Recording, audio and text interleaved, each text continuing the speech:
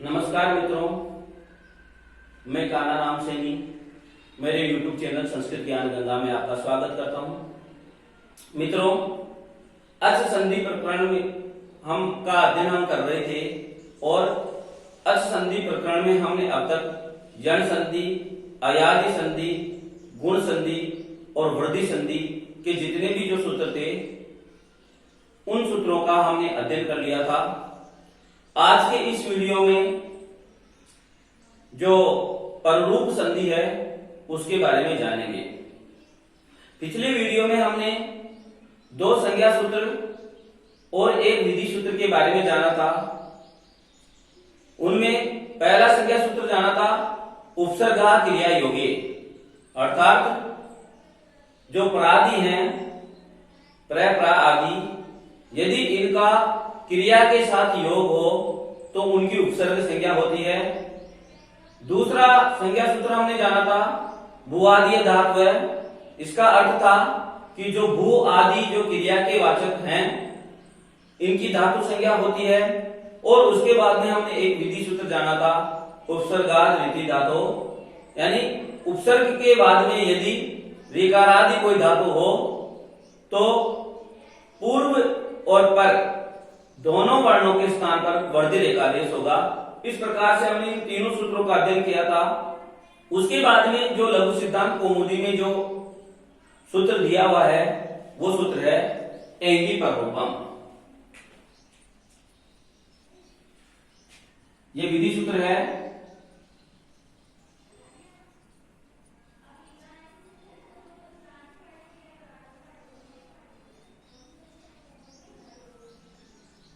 विधि सूत्र है एंगी पररूपम।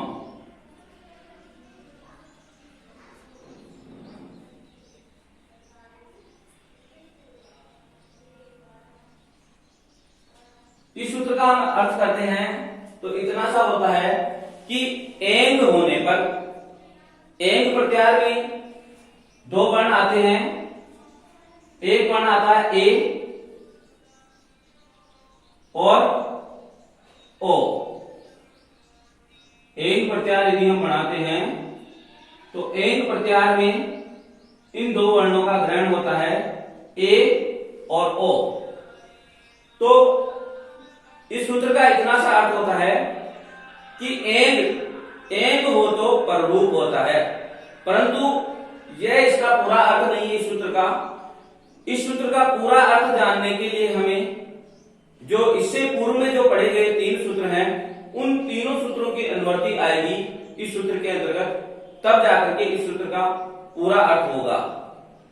तो इससे पूर्व यदि हम इस सूत्र की संख्या देखते हैं तो आपको इसके बाद में लिखी हुई होगी 6194। किसी किसी व्याख्या ग्रंथ में, लघु सिद्धांत कौमुदी के व्याख्या ग्रंथ में ये संख्या गलत भी मिल सकती है। अष्टाध्याय में जो इस सूत्र की जो संख्या है वो 6194 ही है। तो इससे पूर्व वाले जो तीन सूत्र हैं उन तीनों सूत्रों की अनुवर्ती सूत्र के अंतर्गत आएगी, तब जाकर के इसका अर्थ पूरा होगा। पहले सूत्र की अनुवर्ती आएगी, हम पढ़ रहे थे, एक है पूर्व प्रयोग, एक है पूर्व प्रयोग। इस सूत्र की अनुवर्ती आएगी, ये 6184 में दिया हुआ है। उसके बाद में हमने पढ़ा था आद गुण।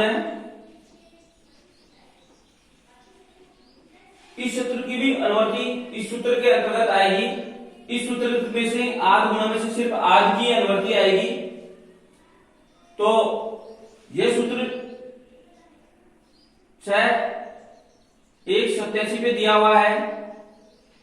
और इसके बाद में हमने जो पिछले वीडियो में जो सूत्र पढ़ा था उपसर्गाद रीति धातु, उपसर्गाद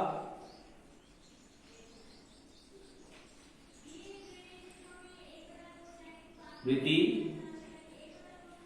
धातु। इस सूत्र में से उपसर्गात और धातु दोनों शब्दों की अनुवृत्ति आएगी, रीति की नहीं आएगी, क्योंकि यहां ऋकारादि धातु से कोई लेना देना नहीं है। यहां इसके लिए कह दिया गया एंगादि धातु। तो जो ये सूत्र है, इस सूत्र के अधिकार क्षेत्र में ये सूत्र आ रहा है, इसीलिए इसका पूरा अर्थ इसके अंदर आ जाएगा। आदि गुण सूत्र से आदि की अनुवृत्ति आएगी और उपसर्गात रीति धातु, इस सूत्र से उपसर्गात और धातु, इसका क्रमांक दिया हुआ है 6191। तो ये सूत्र है 6194। इस प्रकार से इन तीनों सूत्रों की अनुवृत्ति इस सूत्र के अंतर्गत आएगी, जब जाकर के इस सूत्र का अर्थ पूरा होगा। तो इस सूत्र का अर्थ होगा कि आज की अनुवृत्ति सबसे पहले आएगी। तो अर्थ होगा कि अवर्णांत, आज का अर्थ हमने पहले जान लिया था कि अवर्णांत इस प्रकार से अर्थ होता है आज का।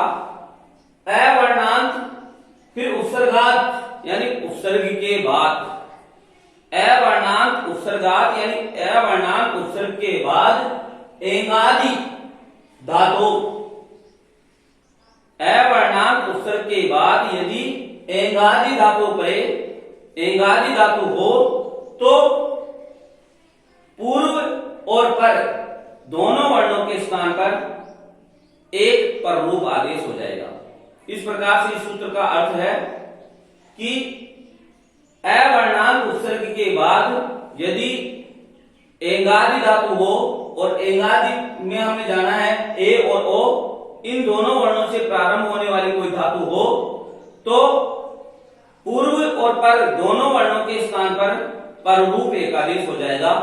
पररूप संधि की हम बात कर रहे हैं, इसीलिए यदि हम इस सूत्र की वृत्ति देखते हैं तो इस सूत्र की वृत्ति में लिखा हुआ होगा अवर्णात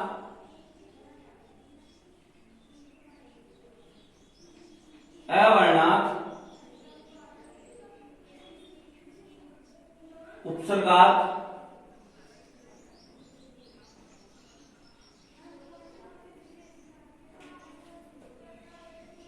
परे, अवर्णात उपसर्गात एंगादि धातु परे, एंगादि धातु परे पररूप एकादेश स्यात्।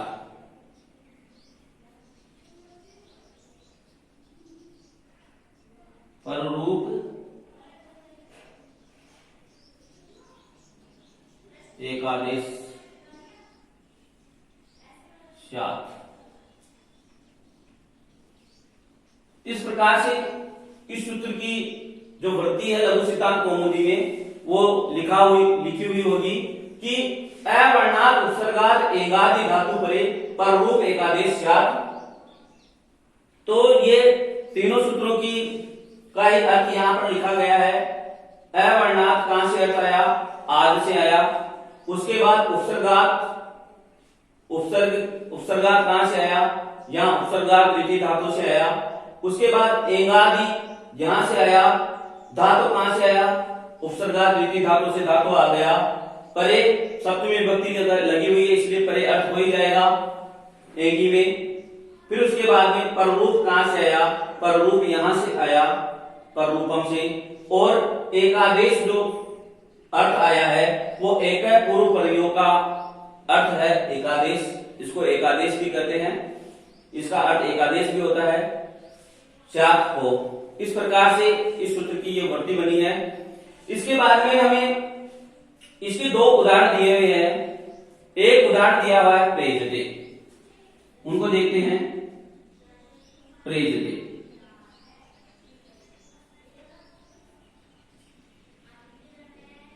इसका यदि हम विखंडन करते हैं अर्थ होगा, विखंडन होगा प्र प्लस एजते।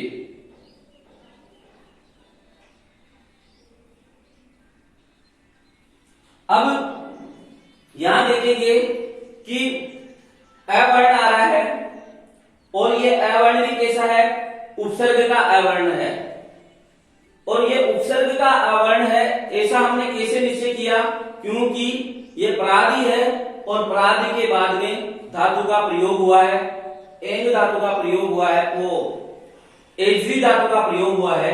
यहां पर जो धातु आई है वो एजरी धातु है। एजरी धातु का प्रयोग होने के कारण ये क्या हुआ, उपसर्ग हो गया, उपसर्गा द्वितीय धातु से। अब ये उपसर्ग हो गया तो ये सूत्र लागू हो गया कि अवर्णांत कोई उपसर्ग हो और उसके बाद में यदि एंगादि कोई धातु हो, यानी ए और ओ इन दोनों वर्णों से प्रारंभ होने वाली कोई धातु हो, तो पूर्व और पर वाले दोनों वर्णों के स्थान पर पररूप एकादेश होता है। तो यहां हम पूर्व वाला वर्ण निकालेंगे, तो सबसे पहले मैं इसका विखंडन करके लिख देता हूं। प आधा है, यहां पर र भी आधा कर देता हूं मैं, और इसमें से अ इस प्रकार से प बनेगा। उसके बाद में प्लस है और ए को मैंने ये विखंडन करके लिख दिया है इधर एजते। ये इस प्रकार से स्थिति है हमारे पास में। अब हम पूर्व वाला वर्ण देखते हैं, तो पूर्व वाला वर्ण हमारे पास में मिला है, और पर वाला वर्ण देखते हैं तो पर वाला वर्ण मिला हमें ए। हमें सूत्र कह रहा है कि एक पूर्व प्रयोग, दोनों के स्थान पर एक आदेश करना है और वो भी पररूप करना है। अब पररूप का अर्थ आपको मैं समझाऊं तो शॉर्ट भाषा में आप यदि समझोगे तो ये प्लस का चिन्ह है। यदि पररूप, पर का अर्थ होता है बाद वाला, यानी इधर का वर्ण प्लस से पहले का वर्ण और प्लस के बाद का वर्ण के स्थान पर बाद वाला रूप जो प्लस के बाद में जो दिया हुआ है वही रूप हो जाएगा दोनों के स्थान पे, इसी को पररूप कहते हैं। और यदि पूर्व रूप की बात करें तो प्लस से पहले वाला वर्ण और प्लस के बाद में बाद वाला वर्ण दोनों मिलकर के पूर्व वाला वर्ण ही हो जाता है, उसको पररूप कहा जाता है। तो पररूप हमें करना है तो इन दोनों वर्णों के स्थान पर करना है, दोनों के स्थान पर पररूप एक आदेश होगा। इन दोनों वर्णों के स्थान पर पररूप यानी बाद वाला वर्ण क्या है, ए, यही आदेश हो जाएगा। तो ये हमने कर दिया पररूप। पररूप क्या हो गया, ए हो गया। ए, अ और ए मिलकर के पररूप एक आदेश ए ही हो गया। अब स्थिति हमारे पास ये होगी कि प आधा है, र भी आधा है, दोनों के स्थान पे हमने ए पररूप कर दिया, उसके बाद में ज और ते, ये स्थिति हमारे पास में हो गई। अब यदि हम इसको मिलाएंगे तो जो हमारा रूप है वो बन जाएगा प आधा है, र और ए मिलकर के क्या बन जाएगा, प्रई, जते। इस प्रकार से ये रूप बन गया हमारा प्रेजते। प्रेजते का अर्थ होता है, प्रेजते का अर्थ होता है अत्यंत चमकता है, अत्यंत चमकता है, यह प्रेजते का अर्थ होता है। यदि आपको प्रेजते इस शब्द में संधि पूछी जाए तो पररूप संधि होगी। यदि आपको इसका विखंडन पूछा जाए तो प्र प्लस एजते होगा। और आप जानते हैं इस चीज को कि अ और ए ये दोनों मिलकर के वृद्धि संधि हो रही थी वर्धित रेची सूत्र से, लेकिन यहां पर प्र उपसर्ग आने के कारण और एजादी धातु होने के कारण यहां पर वृद्धि को रोक करके पररूप एक आदेश किया गया है। इसीलिए जो ये वार्तिक है, ये जो शब्द है या ये वार्तिक है, यह वृद्धि संधि का अपवाद है, वृद्धि संधि का वृद्धि संधि का अपवाद है। आप समझ ही गए होंगे कि वृद्धि संधि का अपवाद क्यों है, क्योंकि अ और ए ये दोनों मिलकर के वर्धित रेचि इस सूत्र के द्वारा वृद्धि प्राप्त हो रही थी यहाँ पर, लेकिन यह सूत्र विशेष होने के कारण यानी इस सूत्र में कह दिया गया है कि यदि अवर्णांत कोई उपसर्ग हो और उसके बाद में एंगादि कोई धातु हो तो आपको वृद्धि न करके आपको पररूप एकादेश करना है, और हमने पररूप एकादेश करके प्रेजिते शब्द का निर्माण किया है। इस प्रकार से यहाँ पर प्रेजिते शब्द का निर्माण हुआ है। हमारे प्रेजिते का अर्थ होता है अत्यंत चमकता है।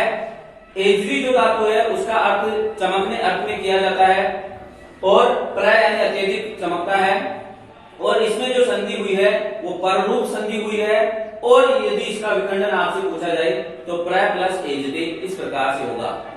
हमने प्र का समझ लिया, ए का समझ लिया, अब ओ का हम एक उदाहरण समझेंगे, उपोषिति।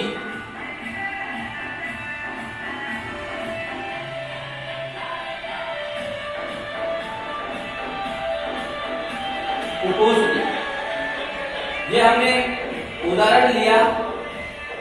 उपोषिति का संधि विच्छेद करेंगे तो इसका संधि विच्छेद होगा उप प्लस ओषिति।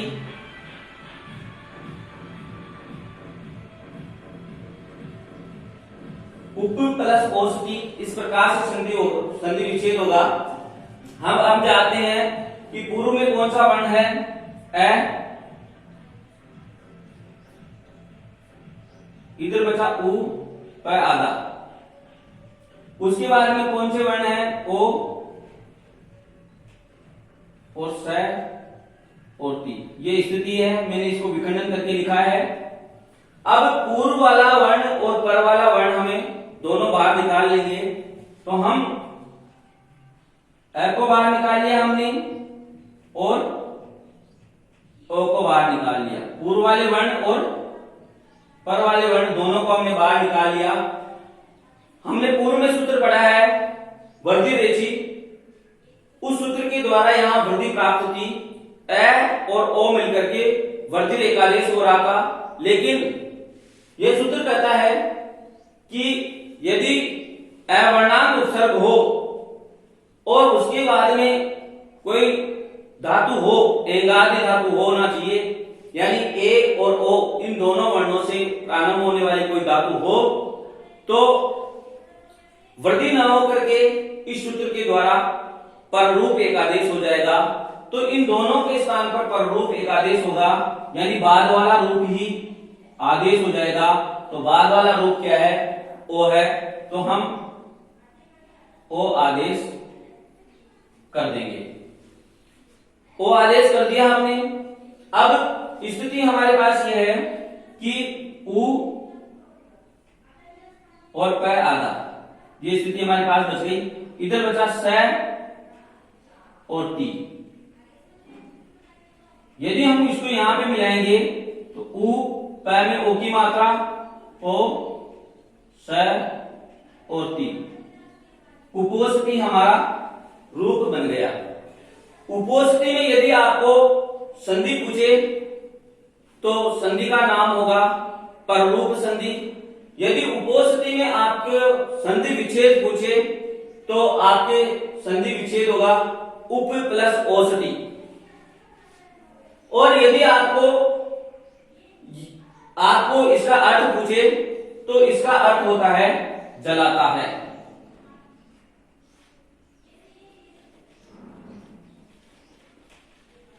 जलाता है, इसका अर्थ होता है उपोषिति का।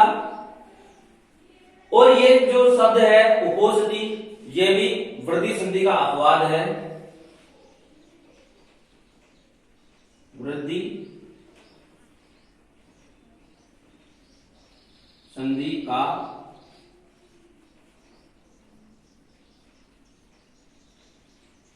अपवाद है।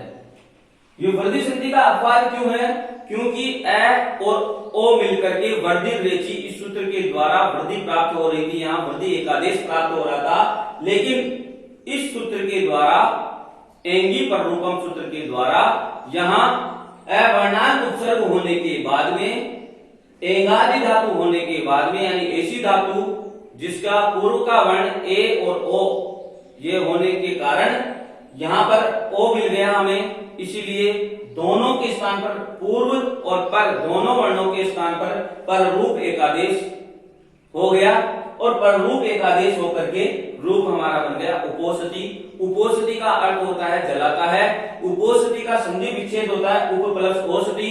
उपोषिति में जो संधि होगी वो होगी पर रूप संधि। इस प्रकार से ये जो सूत्र है ये मेरे द्वारा समझाया गया। यदि आपको वीडियो अच्छा लगा हो तो इसको लाइक करें, मेरे चैनल को सब्सक्राइब करें। आज के लिए इतना ही, मिलते हैं अगले वीडियो में।